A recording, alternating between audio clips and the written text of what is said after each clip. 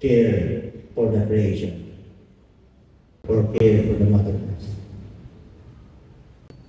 Utos tungkol sa pagiging apostol, yung mga possession.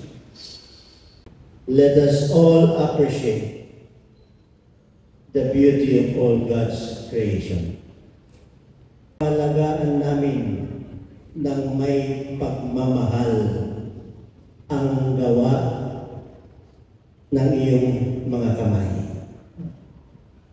Care with love. Care with tender love.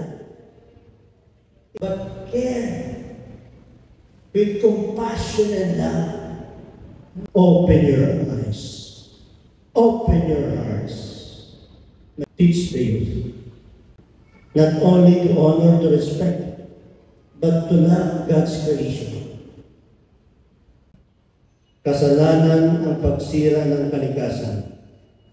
Ang sinusulong lang po natin is responsible mining. Matutunan natin ng 4 na bagay. So we learn to appreciate things. Pahalagaan natin yung mga bagay na binilikha ng Diyos. Mahalin, kaligahin, pagmalasakitan natin. Matuto tayong manalangin at magnilay, magpasalamat. Ano po natin? Name the blessing. And everything that God created is a blessing from the Lord.